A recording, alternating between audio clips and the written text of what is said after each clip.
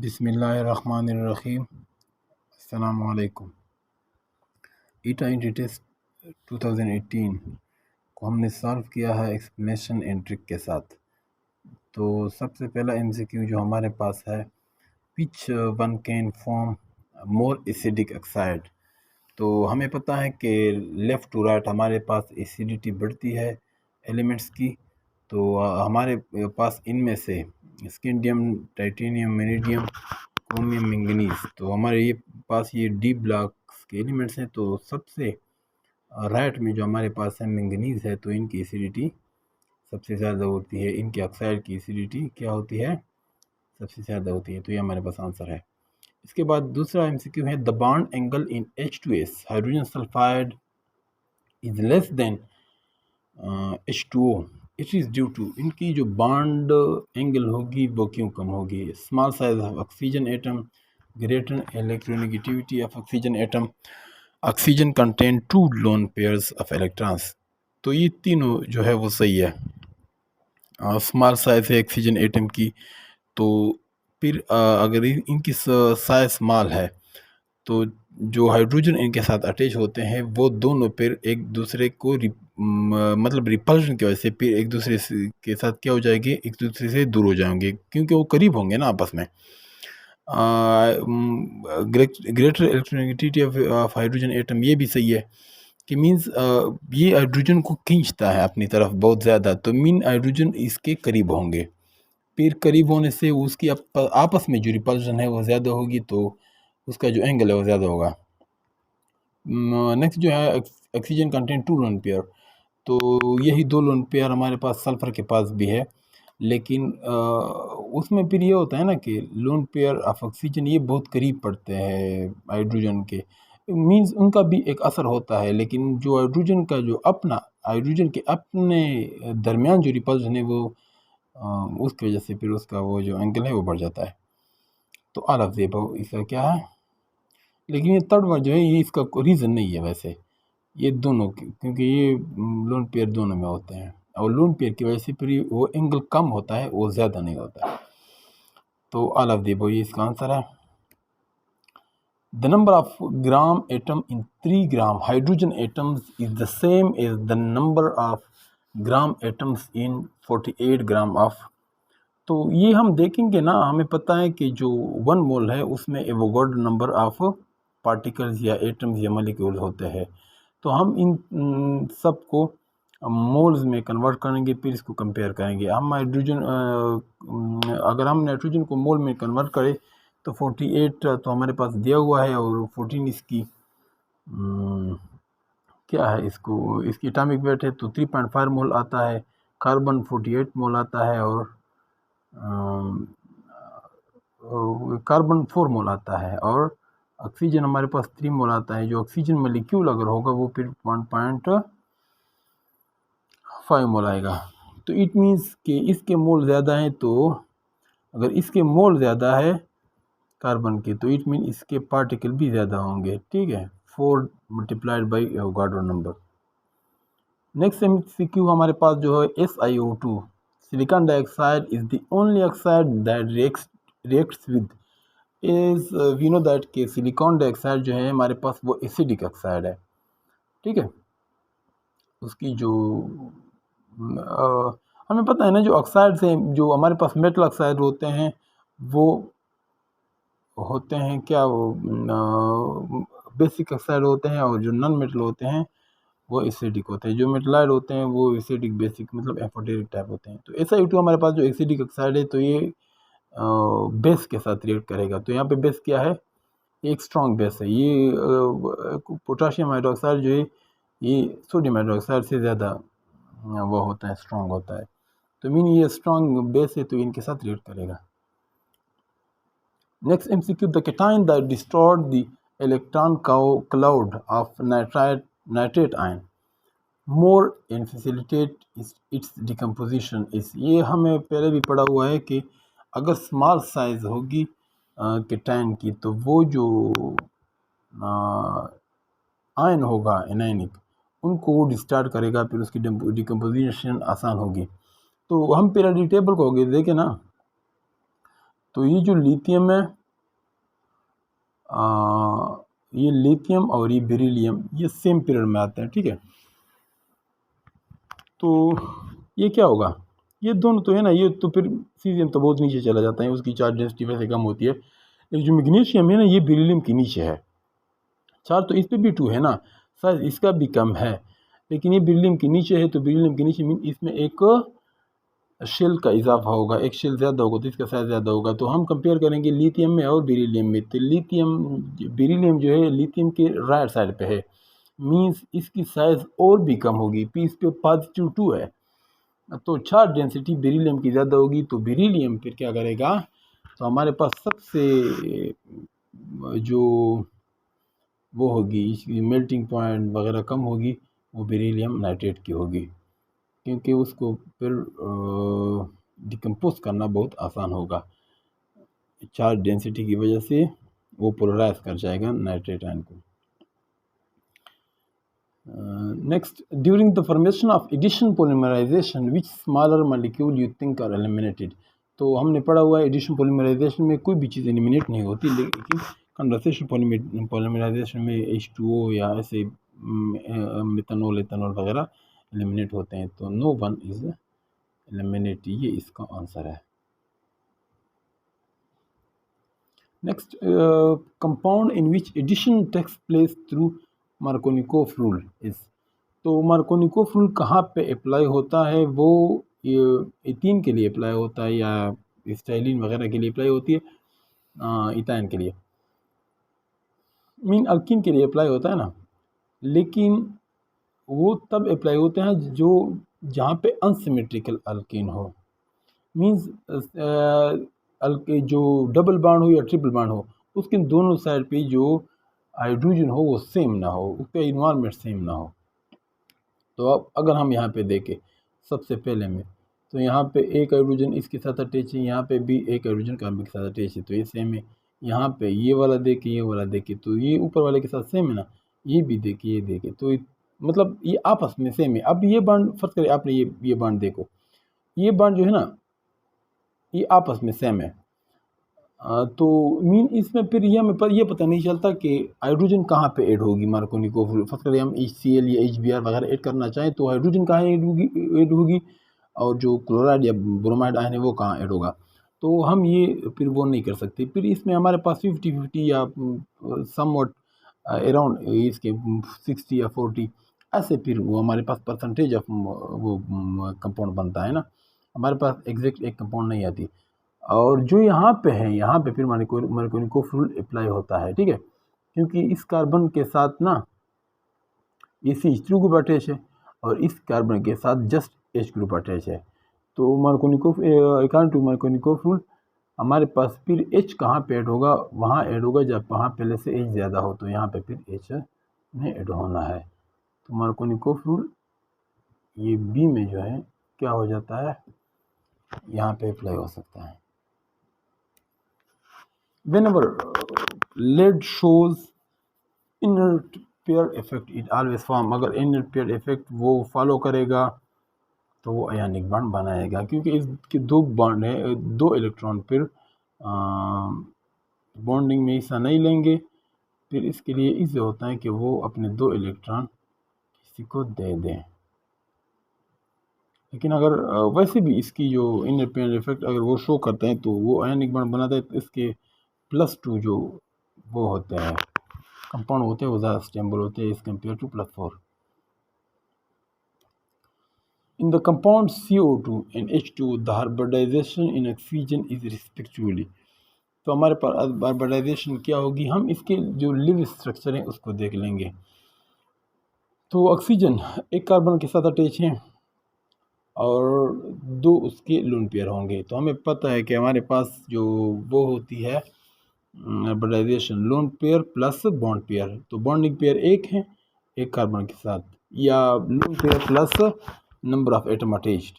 तो एक carbon attach है और 2 लोन पेयर है, तो इसमें 3, तो ये 3 आ जाएंगे। तो यहाँ पे क्या हो जाएगा, sp2 हो जाएगा। और यहाँ पे 2 हाइड्रोजन के साथ ऑक्सीजन अटैच हैं और 2 उसके साथ लोन पेयर हैं, तो ये 4 आ जाएगा। तो sp2 एंड sp3। इसका आंसर है।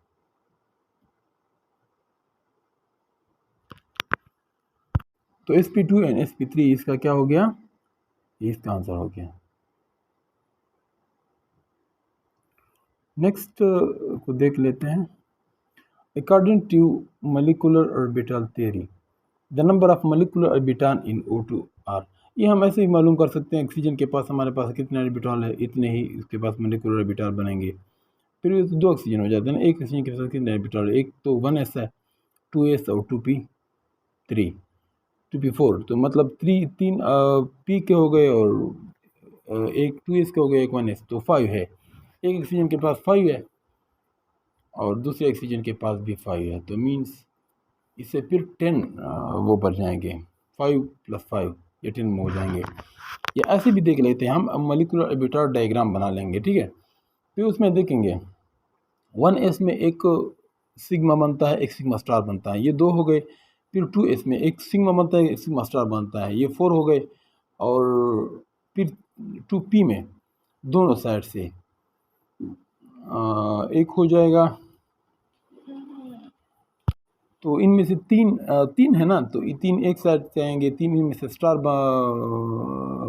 एक इनमें से सिग्मा बनेगा 2p में से, और 2 पाई बनेंगे, और फिर सेम मतलब फिर पाई स्टार भी बनेंगे सेम, 3 पाई स्टार और 3 इधर बॉन्डिंग में आ जाएंगे, तो टोटल हमारे पास 10 आ जाएंगे।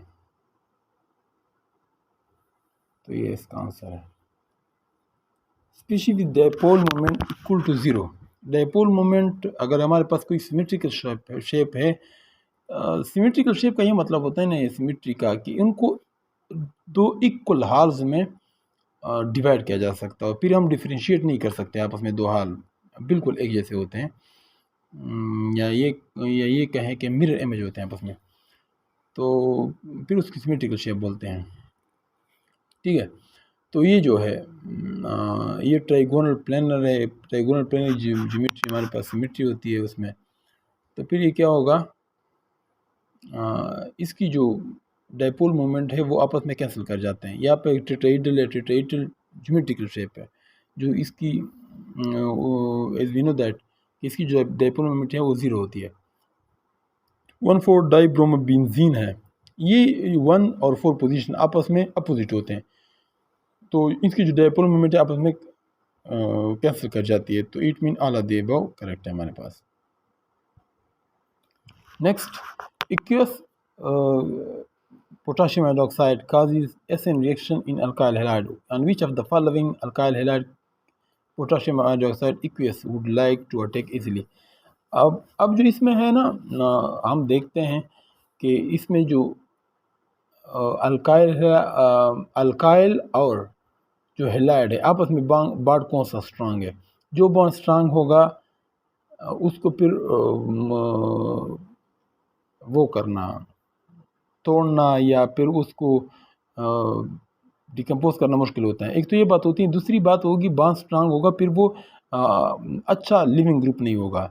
बॉन्ड जितना वीक हो उतना ही बेस्ट लिविंग ग्रुप होगा, तो बेस्ट लिविंग ग्रुप हमारे पास हो तो फिर ऐसे रिएक्शन उसका उतना ही स्पीड अप होता है।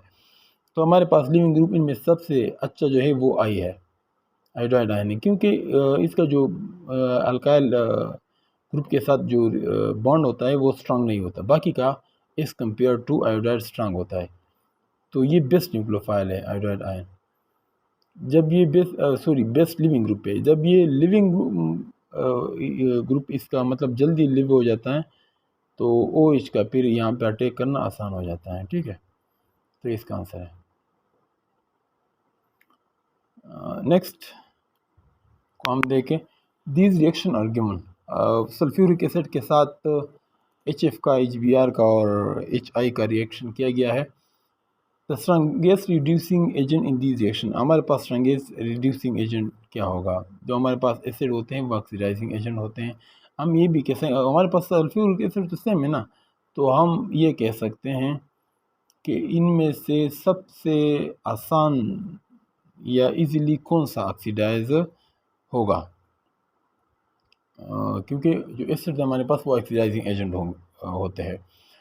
तो सबसे ज़्यादा जो हमारे पास वो होती हैं, क्योंकि जो नीचे नीचे मेटल जो होते हैं हमारे पास रिड्यूसिंग एजेंट होते हैं, या ग्रुप में अगर हम नीचे आया करें तो आपको पता है कि फिर मेटालिक कैरेक्टर बढ़ती जाती है, तो मीन उसकी जो रिड्यूसिंग कैरेक्टर है वो बढ़ती जाती है।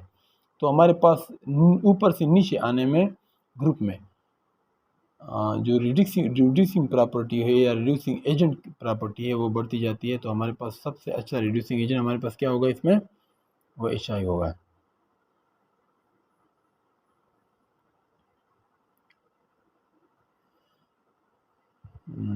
इसके बाद नेक्स्ट MCQ जो हमारे पास है,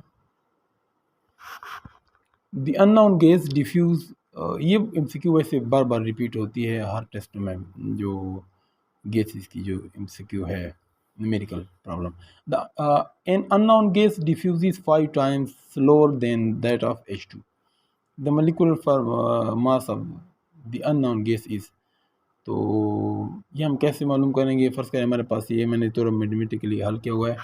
हमारे पास जो अननोन हमारे पास जो R है वो हाइड्रोजन के लिए है, तो अननोन के लिए R और 5 हो जाएगा ना। फिर ये जो इक्वेशन में लिखा है AMG ये गैस के लिए और MH हाइड्रोजन के लिए, हम इसको रीअरेंज कर लेंगे। ये जो ये हमारे पास डिवीज़न है इसको उल्टा कर लेंगे, ये R और 5 इन्हें 5 और R कर लेंगे तो ये आपस में फिर मल्टीप्लाई हो जाएगा।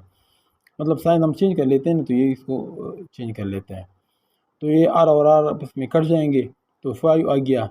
अब हम क्या कर लेंगे, इस पे वो ले लेंगे स्क्वायर, तो ये स्क्वायर जो हमारे पास ये वाली साइन है इसके साथ कट जाएगी, अंडर रूट के साथ कट जाएगी, और यहाँ पे 5 मल्टीप्लाइड बाई 5 पर 25 हो जाएगा। अब जो मॉलिक्यूलर मास ऑफ गैस है, रिक्वायर्ड गैस, तो ये हमारे पास इधर रह जाएगा, और जो मॉलिक्यूलर मास ऑफ हाइड्रोजन है ये उधर चला जाएगा, वो 2 है ना, तो 25 मल्टीप्लाई बाई 2 इससे आ जाएगा हमारे पास 50। तो ये 50 इसका क्या है, आंसर है।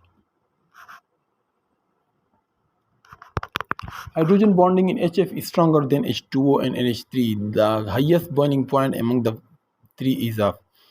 ये जो स्ट्रेंथ ऑफ हाइड्रोजन बॉन्डिंग है वो ज़्यादा होती है HF में, क्योंकि उसमें पोलरिटी ज़्यादा है ना। HF में polarity as compare to HO ज़्यादा है या OH ज़्यादा है, लेकिन जो इफेक्ट ऑफ हाइड्रोजन बॉन्डिंग है वो फिर H2O में ज़्यादा होता है, क्योंकि वो उसमें फिर पर मॉलिक्यूल 2 हाइड्रोजन बॉन्ड बनते हैं, और HF में पर मॉलिक्यूल 1 हाइड्रोजन बॉन्ड बनता है।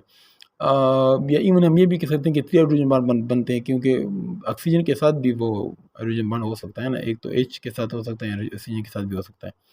तो मीन पर मॉलिक्यूल जो हाइड्रोजन बॉन्ड्स है, नंबर ऑफ हाइड्रोजन बॉन्ड, वो H2O में ज़्यादा होते हैं। जब H2O में ये ज़्यादा हो तो फिर इसका इफेक्ट यहाँ पे ज़्यादा होगा, ठीक है। हम ये भी कह सकते हैं NH3 में तो और भी ज़्यादा हो, लेकिन उसमें फिर वो स्ट्रेंथ उतनी ज़्यादा नहीं होती ना। हाइड्रोजन बॉन्ड पर जो NH3 में है पर मॉलिक्यूल वो एज़ कम्पेयर टू H2O ज़्यादा है, लेकिन वहाँ पे फिर स्ट्रेंथ वो इतनी नहीं होती, तो वो उसका इफेक्ट फिर इतना ज़्यादा नहीं होता, क्योंकि नाइट्रोजन की जो इलेक्ट्रोनेगेटिविटी है एज़ कम्पेयर टू हाइड्रोजन वो कम है। The chelating agent out of the following is, हमारे पास कौन सा है जो चिलेटिंग एजेंट उसको बोलते हैं जो पॉलीडेंट लिगेंड होते हैं, means more than 1 lone pair वो दे सकता है। तो हमें पता है ये सब, ये एक देगा, ये भी एक दे सकता है, ये एक दे सकता है। यहाँ पे 2 नाइट्रोजन है और नाइट्रोजन पे 1 लोन पेयर होता है, तो ये एक नाइट्रोजन एक दे सकता है और दूसरा नाइट्रोजन एक दे सकता है, तो एज अ होल ये 2 लोन पेयर दे सकता है, तो इट मीन्स ये चिलेटिंग एजेंट है। नेक्स्ट, ऑपरेशन डिपेंड्स ऑन, ये सरफेस एरिया और टेम्परेचर दोनों पे डिपेंड करता है। सरफेस एरिया ज़्यादा हो तो ये ज़्यादा होगा, टेम्परेचर ज़्यादा हो तो ये ज़्यादा होगा, तो ये इसका आंसर है। Next, student were heating calcium carbonate in an open container to produce CO2 gas.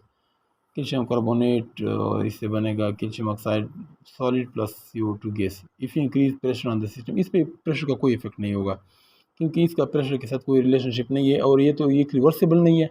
दूसरा, ये जो CO2 और कैल्शियम ऑक्साइड है, ये आपस में फिर रिएक्ट नहीं करते। तो इसका जवाब ये है, सिस्टम डज नॉट ओबे।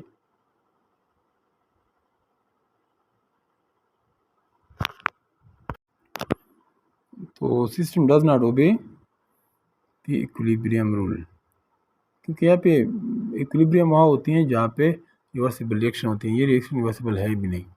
और दूसरी बात, यहाँ पे सॉलिड और गैस आपस में, ये जहाँ पे सॉलिड इन्वॉल्व होता है वहाँ पे फिर वो नहीं होती, क्योंकि सॉलिड पे जो निग्लिजिबल होता है प्रेशर का असर। लेकिन ये है वो H2O और H2O लिक्विड और जो बर्फ़ है उसमें फिर हमने पढ़ा था कि वहाँ पे असर होता है, लेकिन ये होता है ना वहाँ पे फिर वॉल्यूम चेंज आता है। सॉलिड तो वहाँ पे भी होता है ना, लेकिन वहाँ पे वॉल्यूम चेंज आता है, यहाँ पे वॉल्यूम चेंज नहीं आता। और दूसरी बात, इसकी जो मेन रीज़न है वो ये है कि ये जो रिएक्शन है रिवर्सिबल नहीं है। इक्विलिब्रियम वहाँ होता है जहाँ पे reversible reaction.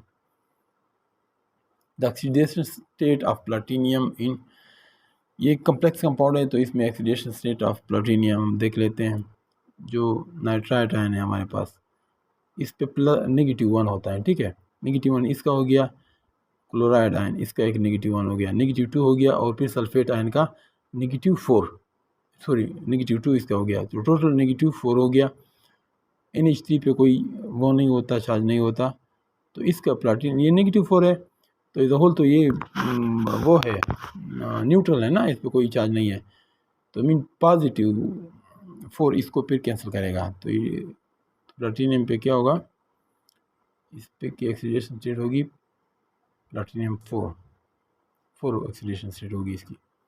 Next is MCQ, the outer electronic configuration of copper ions in 4s0 3d10 which with this configuration the aqueous solution of copper 1 compound mean वैसे तो इसकी जो कन्फिग्रेशन है वो ये है 3d10 4s1। अगर जो 4s1 है मतलब वो s वाला इलेक्ट्रॉन कहीं पे चला जाए तो कॉपर 1 पॉजिटिव, इसकी जो वो होगी क्या बोलते हैं कलर होगी, वो कैसे होगी, ब्लू होगी, ग्रीनिश ब्लू होगी, ब्लू ग्रीनिश होगी, कलरलेस होगी।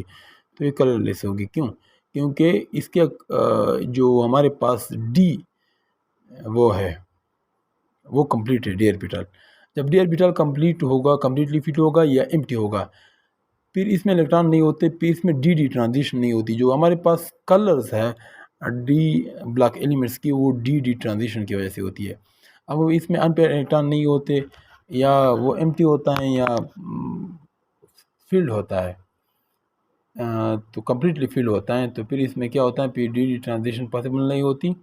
तो ऐसे कंपाउंड की फिर क्या होते हैं, कलरलेस होते हैं। Thank you. अल्लाह ताला आपको खुश रखे, अल्लाह ताला कामयाब करे, और आप लोग ये चैनल सब्सक्राइब कीजिएगा इंशाल्लाह, तो और भी अच्छी वीडियो आपको मिलती रहेगी इंशाल्लाह। हम ट्रिक